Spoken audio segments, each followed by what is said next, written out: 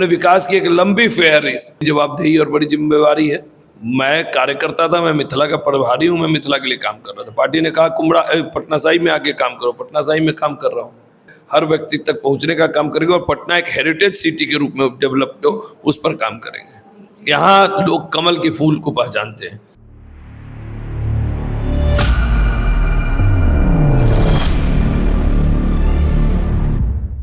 नमस्कार, watch news देख रहे हैं आप और मैं हूं आपके साथ तान्या सिंह।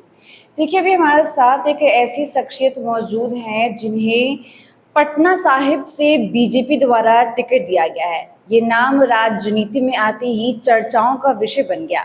चलिए इनसे सीधी बातचीत करेंगे कि आखिर इनका विजन क्या है पटना साहिब की जनता के लिए। नमस्कार सर, बहुत बहुत स्वागत है आपका वॉच न्यूज़ पर। बहुत बहुत धन्यवाद सर। सबसे पहले तो आपको बहुत बहुत बधाई कि आपको पटना साहिब से उम्मीदवार बनाया गया बीजेपी के द्वारा। सर, क्या प्रतिक्रिया थी उस वक्त? पार्टी में लगभग 25 वर्षों से काम कर रहे हैं। पार्टी का जो भी दायित्व मिलता है, पार्टी का जो भी आदेश होता है, हम लोग उसके लिए सिरधार्य रहता है।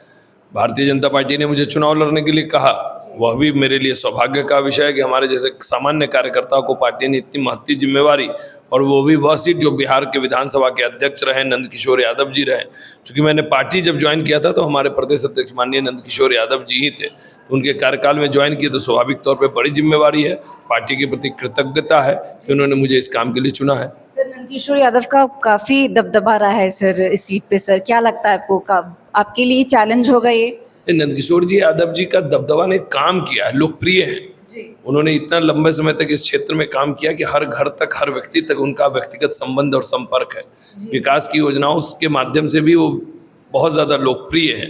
चाहे यहाँ पर मैरिन ड्राइव बनाने का मामला हो, चाहे गुरु गोविंद सिंह में हॉस्पिटल में 30 बेड का हॉस्पिटल को ICU देने का मामला हो, NMCH का डेवलपमेंट हो, मैंने विकास की एक लंबी फेहरिस्त नंदकिशोर यादव जी के कार्यकाल में हुआ। तो स्वाभाविक एक बड़े लोकप्रिय चेहरे का उत्तराधिकारी हैं, तो बड़ी जवाबदेही और बड़ी जिम्मेवारी है।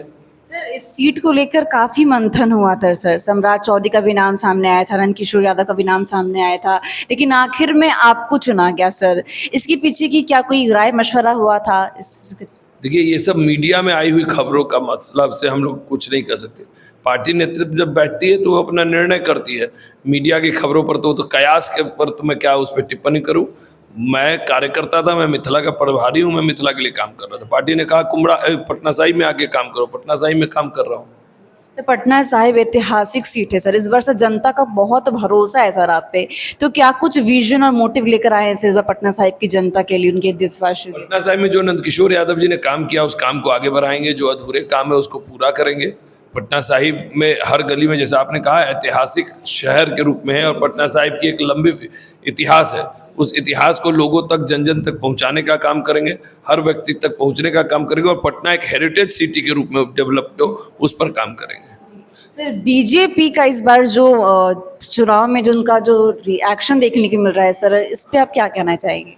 बीजेपी तो अपने काम पर जाती है। नरेंद्र मोदी जी ने जो काम बिहार के विकास के लिए किया है, और पिछले इस बार जब मोदी 3 में जो बिहार फोकस है, चाहे एयरपोर्ट बनाने की बात हो, इंडस्ट्रियल कॉरिडोर बनाने का काम हो, चाहे टूरिज्म का सेंटर बनाने का काम हो, बिहार में इंडस्ट्रियल ग्रोथ कराने का काम हो, महिलाओं को स्वरोजगार देने का काम हो, एकदम केंद्र सरकार और नीतीश कुमार जी की बिहार सरकार दोनों मिलकर बिहार की रफ्तार, विकास की रफ्तार पकड़ा दी है। इस चुनाव में आम जनता हम लोग को सहयोग करे और हम निश्चित तौर पे उस काम में आगे बढ़ेंगे। सर, आपको लगता है कि इस बार आपकी ही मतलब ताल ठोकेंगे आप सर इस सीट आप पर? क्षेत्र घूम के आ जाइए, आपको पता चलेगा। हर घर से भारतीय जनता पार्टी का झंडा लगा हुआ होगा। जिस भी आप मुख्य सड़क से गुजरेंगे, यहाँ लोग कमल के फूल को पहचानते हैं। तो कमल का फूल जो भी लेकर आएगा, पटना साहिब की जनता उसका स्वागत करेगी, उसका अभिनंदन करेगी।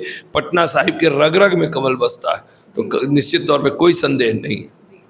तभी आपने सुना रतेश कुशवाहा को, जिनकी मंशा और स्पष्ट पटना साहिब के जनता के लिए पूरी स्पष्ट तौर पे देखी जा रही है।